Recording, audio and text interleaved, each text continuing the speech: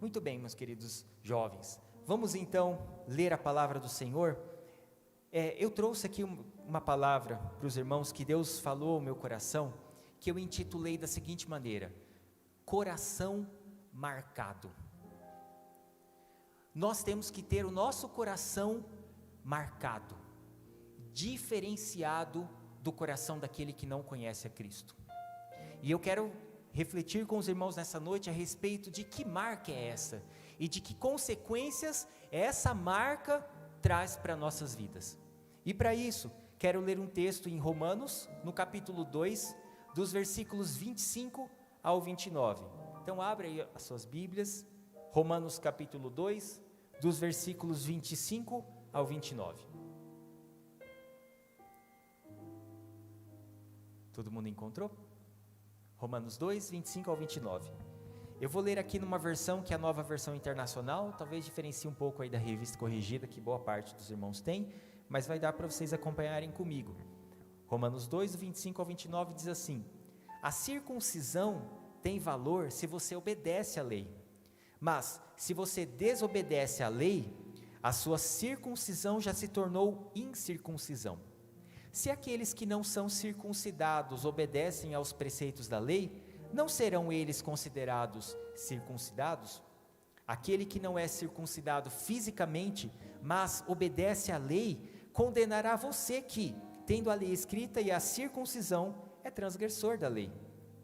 Versículo 28. Não é judeu quem o é apenas exteriormente, nem é circuncisão a que é meramente exterior e física. Não, judeu é quem o é interiormente, e circuncisão é a operada no coração, pelo Espírito e não pela lei escrita. Para estes o louvor não provém dos homens, mas de Deus. Nesse texto que acabamos de ler, nesses versículos de Romanos capítulo 2, Paulo ele trata aos romanos, falando a respeito dessa prática comum entre os judeus até os dias de hoje, que é a circuncisão. A circuncisão foi uma marca que Deus estabeleceu para o povo judeu nos dias de Abraão. Quando Abraão tinha 99 anos, Deus falou para que ele fosse circuncidado. E o seu filho Isaque, que na época tinha 13 anos, também o foi. Quando Isaque nasceu, ao 8º dia, também foi circuncidado. Essa marca, que é feita no corpo dos homens, dos judeus, era uma marca que em hebraico significa pacto, para exteriormente mostrar que uma pessoa tinha um pacto com Deus, para mostrar que os judeus tinham um pacto com Deus de Israel. E aqui Paulo está dizendo que haviam muitos judeus, inclusive lá em Roma e espalhados ali pela Ásia, Euroásia, que eles consideravam-se superior àqueles que não eram judeus, simplesmente por serem circuncidados, por serem marcados em seu corpo com a marca que Deus estabeleceu para diferenciar o seu povo daquele que não era povo de Deus, diferenciar os hebreus dos gentios. Mas Paulo deixou muito claro aqui, que aqueles que eram circuncidados, mas não obedeciam no seu coração à lei de Deus, não tinha valor algum aquela circuncisão. Inclusive Paulo diz que aqueles que não eram circuncidados na carne, mas tinham seu coração voltados à obediência a Deus, iriam condenar os judeus, que deveriam ser exemplo para os gentios. Então, meus queridos jovens, Deus ele quer que nós sejamos marcados, não mais em nosso corpo físico, mas Ele quer que o nosso coração seja marcado por uma marca que indique que nós temos um pacto com Ele, que nós temos um compromisso com Deus, que nós temos um compromisso de sermos fiéis a Deus em toda e qualquer circunstância. E isso não se manifesta simplesmente no nosso exterior, isso não se manifesta simplesmente à vista dos outros homens, mas isso se manifesta lá no âmago das nossas vidas, lá no nosso interior, no local que só você e Deus conhecem. É lá que Deus olha e que Deus vê a intenção dos nossos corações.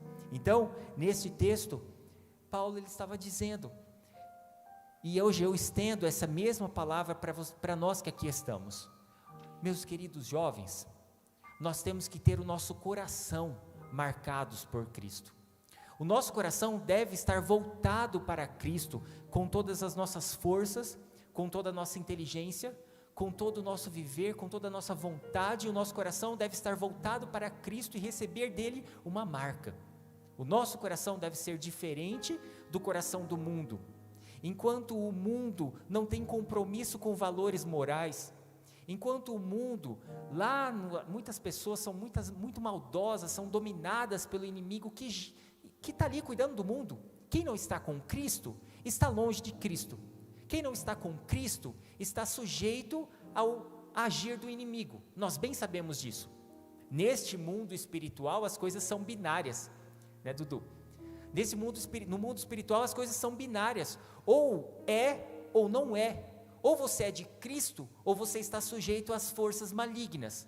Então, se o mundo, enquanto o coração do mundo está sujeito a coisas muito más, a pensamentos ruins, a intenções ruins, o coração daquele que serve a Cristo, no entanto, está marcado por Cristo, coberto com o seu sangue, e as nossas intenções devem ser boas. O nosso coração deve se manter fiel a Deus. Quando nós somos tentados pelo inimigo, tentados pela nossa própria carne, nós devemos lutar para manter a nossa fidelidade ao Senhor.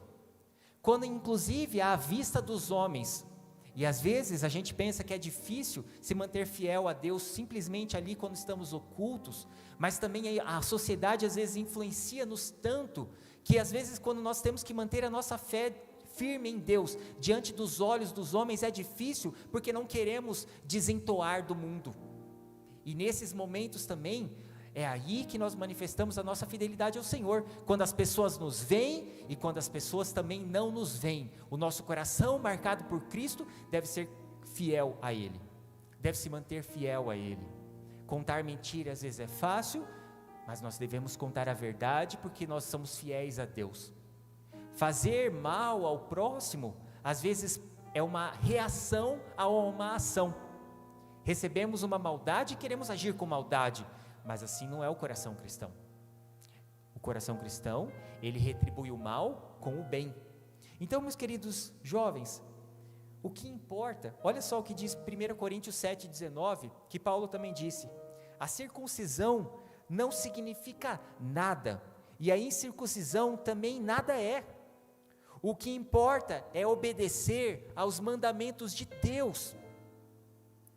Quando nós olhamos para o Antigo Testamento, nós vemos que Deus ele fez a humanidade trilhar uns caminhos que algumas leis não se aplicam mais hoje, alguns critérios não são mais necessários hoje, tiveram a sua utilidade no passado, serviram para guiar, para orientar, para jogar um holofote na vinda de Cristo, teve toda a sua utilidade. A circuncisão foi uma dessas.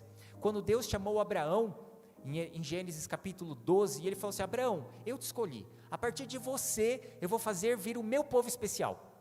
Deus havia criado Adão e Eva, aí teve aquele evento lá em Gênesis capítulo 6, que Deus olhou para a humanidade, se arrependeu, porque o homem era mau e sempre tendia para o mal, mandou o dilúvio, manteve Noé vivo e sua família, mas aí o homem sempre pecando, ele olhou para Abraão, se agradou de Abraão, e falou: Abraão, sai da tua terra, da tua parentela, vai para o lugar que eu vou te mostrar, e eu vou fazer de você a minha nação, o meu povo especial. Através de você vai vir o Messias que vai salvar a humanidade.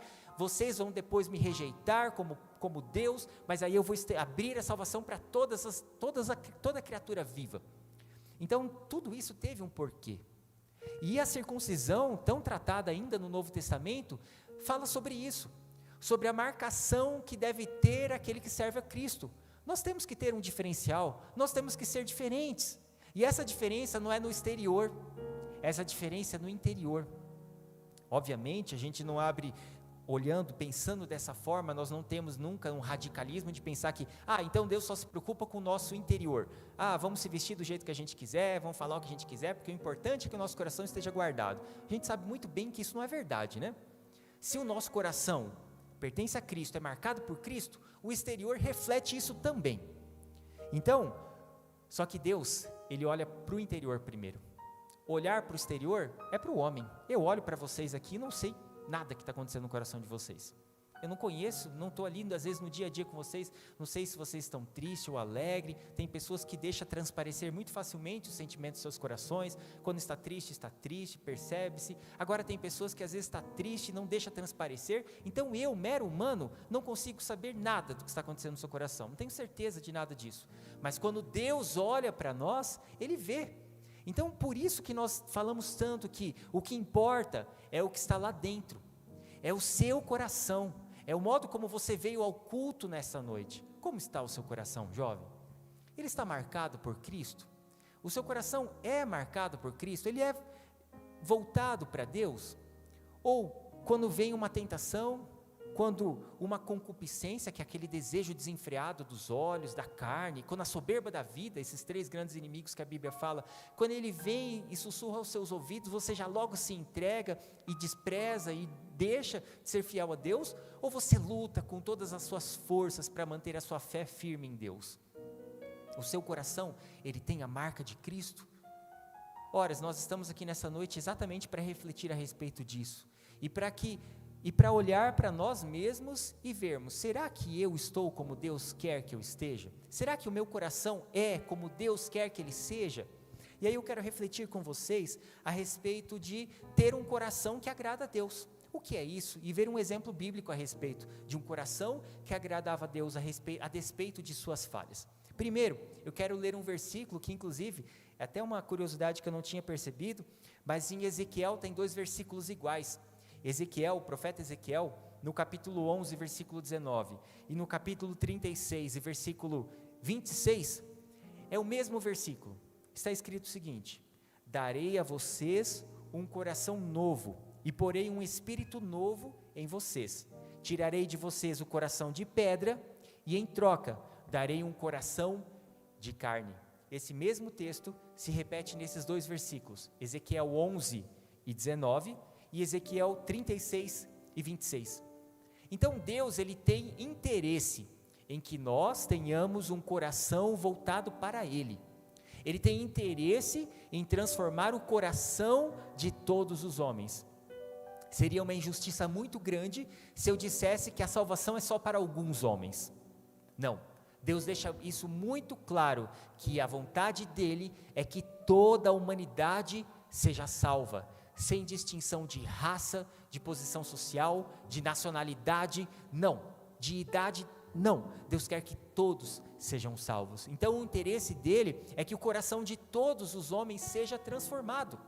Infelizmente sabemos que isso não vai acontecer.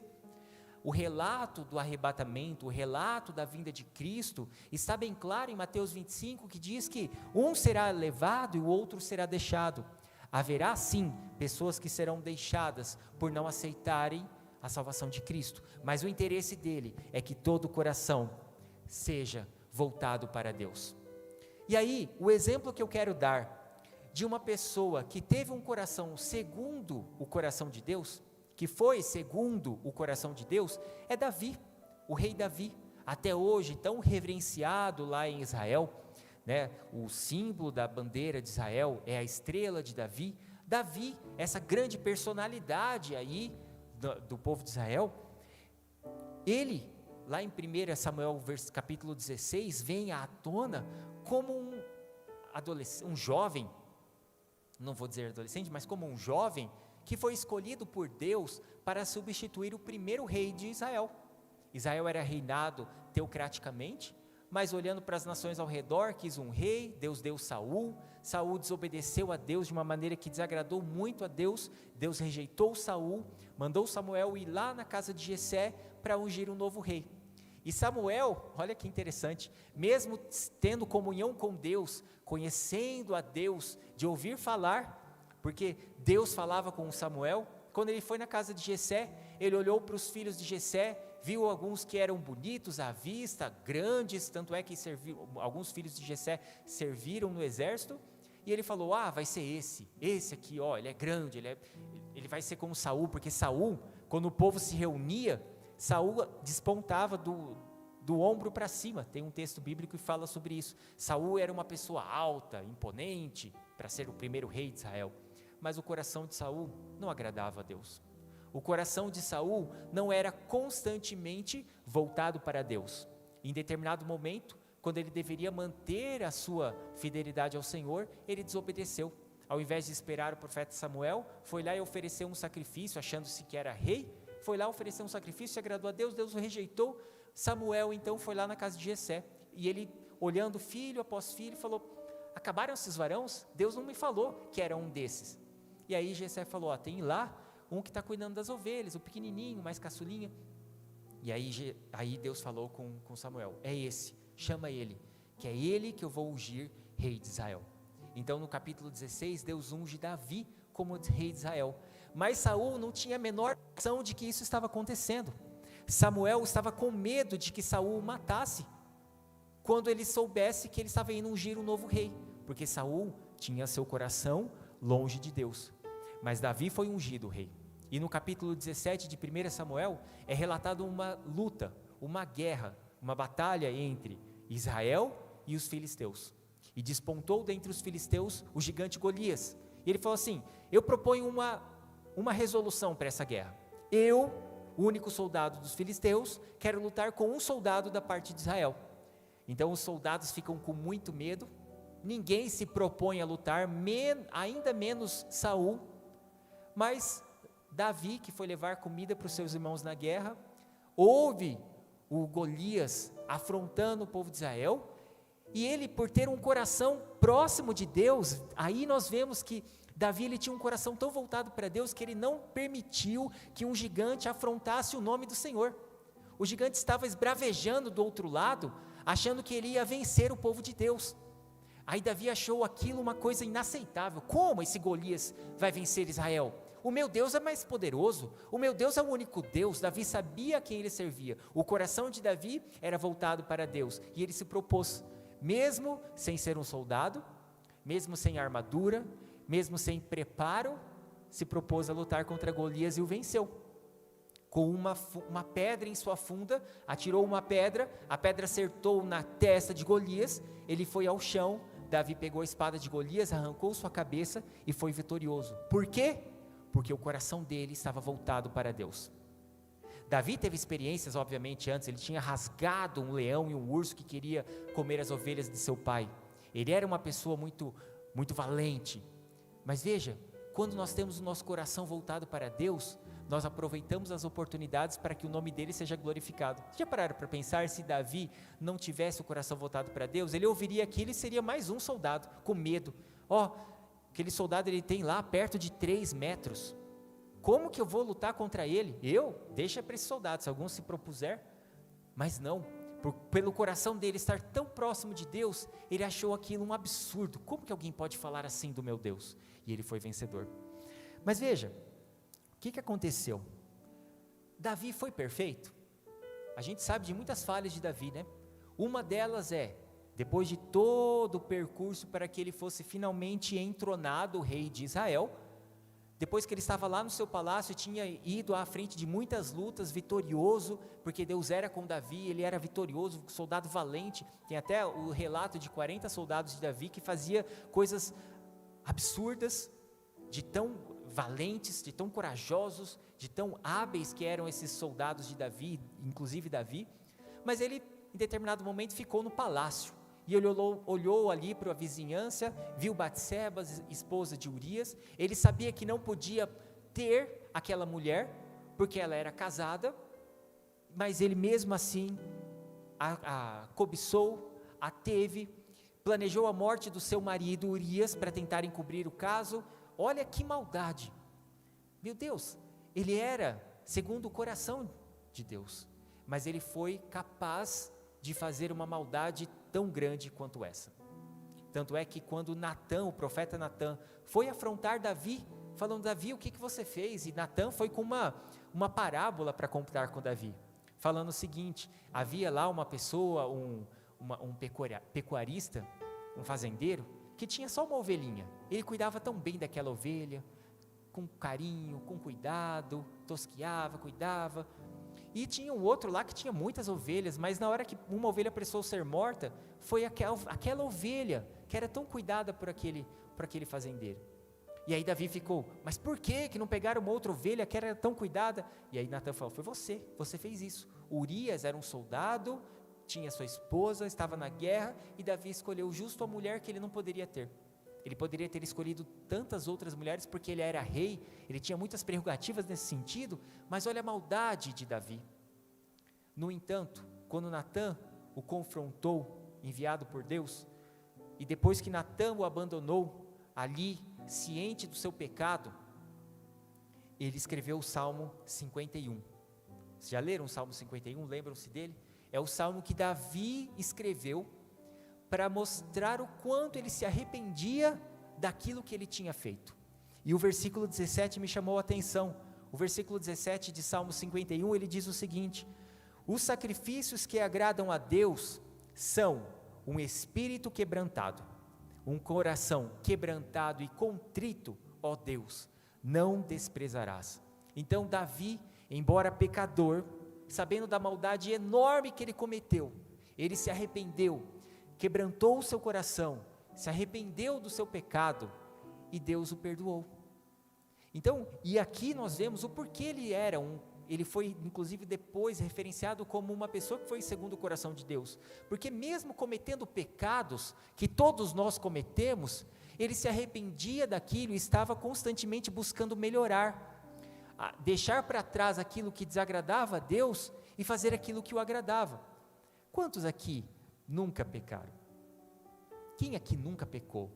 Difícil quem hoje não pecou, difícil quem hoje não fez uma atitude que, nervosismo, uma ira, uma palavra, um pensamento, horas, todos nós somos tão suscetíveis, tão frágeis ao pecado, mas quando o nosso coração está voltado para Deus, Ele compreende as nossas fraquezas e nos ajuda a agradá-lo.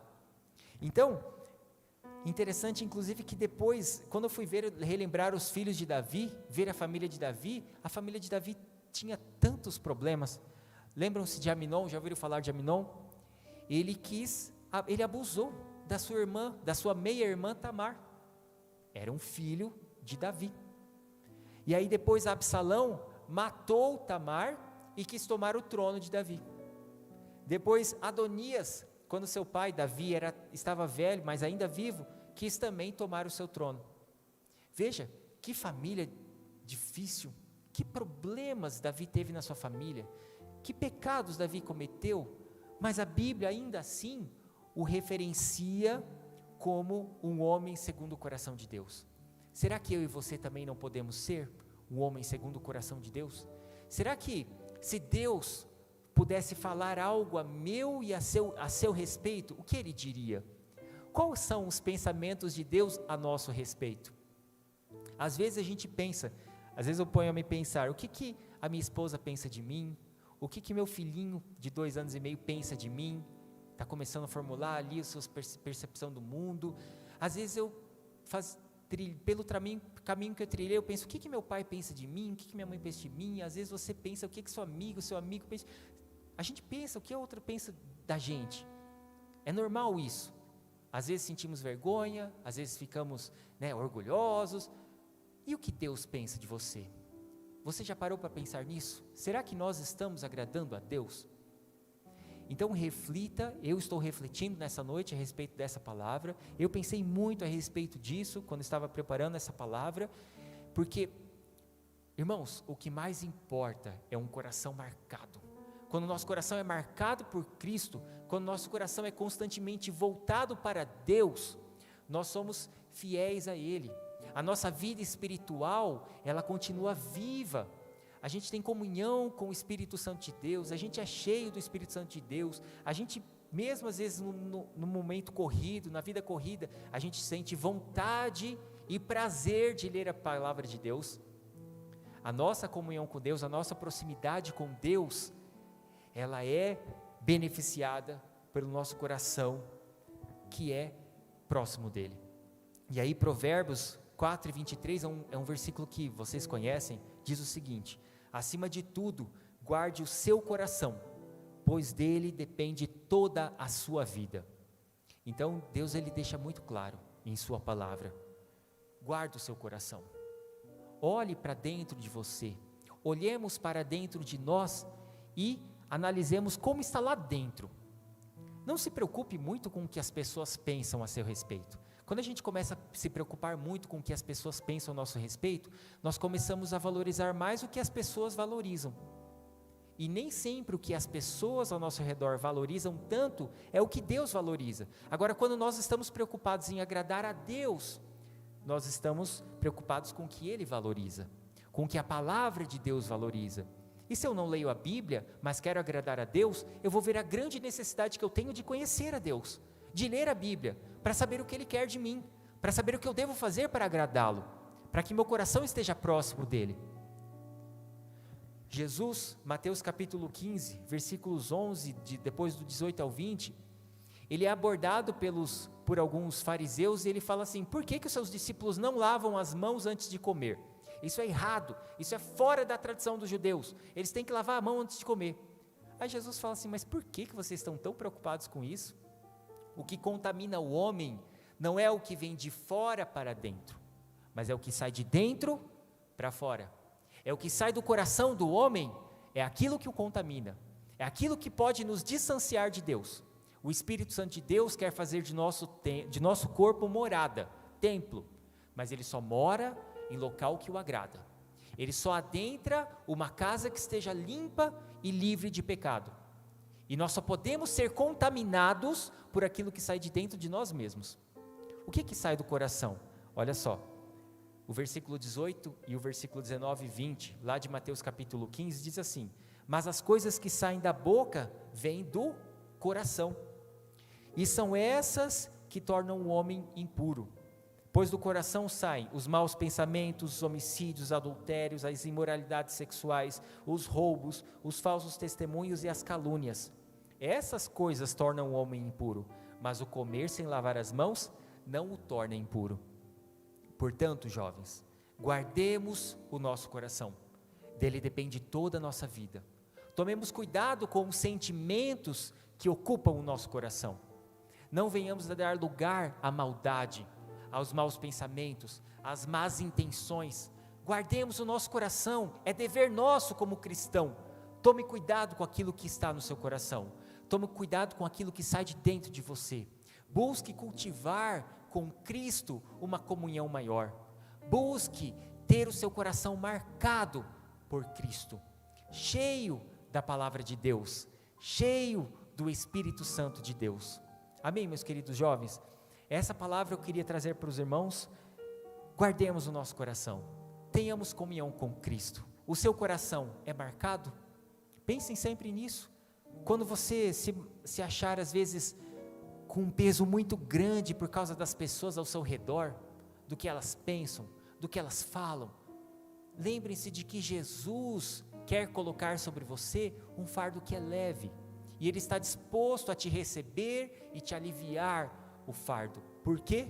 Porque o que Ele quer de você está escrito na palavra dEle, e com o Espírito Santo de Deus, com a ajuda do Espírito Santo de Deus, é totalmente possível de você viver segundo a vontade de Deus. Obviamente não isentos do pecado, porque só estaremos isentos do pecado quando, por fim, adentrarmos o céu. Quando Jesus vier nos buscar, tudo isso que é passível de pecar será transformado num corpo glorioso, não mais sujeito ao pecado.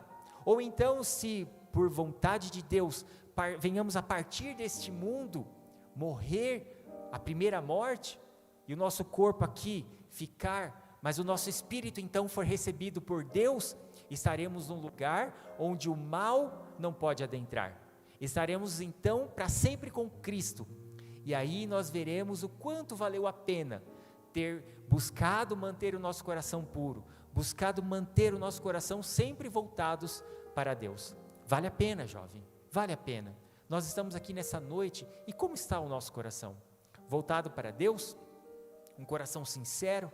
Um coração quebrantado, com o objetivo de adorá-lo e de receber dele o seu poder? Ou viemos aqui simplesmente por uma rotina? Não deixemos isso acontecer, mas tenhamos sempre o coração quebrantado diante do Senhor. Amém, meus queridos jovens? Nós vamos terminar este culto. A equipe de louvor vai cantar mais um hino no término, mas vamos terminar. Mas antes, tem alguém aqui que não não é crente, não aceitou Jesus, acho que todos aqui são, né, da igreja. Então, vamos louvar ao Senhor com mais um hino, mas antes, vamos fazer uma oração para a gente terminar. A equipe de louvor, ela canta mais um hino. Então, nos coloquemos em pé, vamos fazer mais uma oração para nós terminarmos esse culto. Então, não se esqueçam, dia 1º de outubro, quinta-feira que vem, vai ter o primeiro encontro do Clube de Leitura. O link que você vai clicar lá para abrir o aplicativo no seu celular, ou ser direcionado lá no navegador do seu computador para o encontro do Clube de Leitura, está lá no Instagram dos Jovens Consagrados. Acho que no Instagram, no Facebook e nas redes sociais. Então participem, ok? Espero todos vocês lá no dia 1º de outubro, às 21 horas, na nossa sala virtual lá para iniciarmos aí o Clube da Leitura. Amém? Vamos orar? Alguém tem algum pedido que queira apresentar? Não? Alguém quer fazer algum pedido de oração? Não? Então oremos uns pelos outros, pelas nossas famílias, e que Deus abençoe vocês. Vamos orar. Senhor, te agradecemos, pois nessa noite te louvamos, te adoramos, ouvimos a tua palavra, sentimos a tua presença neste lugar. Obrigado pela vida de cada um que aqui está presente, daqueles que nos acompanharam, Senhor Deus, pela internet. Nós louvamos o teu nome, te agradecemos por tudo que o Senhor tem feito por nós e pedimos que o Senhor mantenha, Senhor, os nossos corações sempre voltados para ti, que os nossos corações estejam marcados pelo Senhor, que nós tenhamos um coração diferente do coração do mundo, um coração quebrantado e contrito, dependente do Senhor. Querido Deus, guarde os nossos corações, guarde as nossas vidas no Senhor, abençoe as nossas famílias, abençoe os ouvintes, as necessidades de cada um o Senhor conhece. Pedimos as tuas bênçãos, Senhor, despeça-nos na tua paz, fica conosco, Senhor, no nome de Jesus, amém.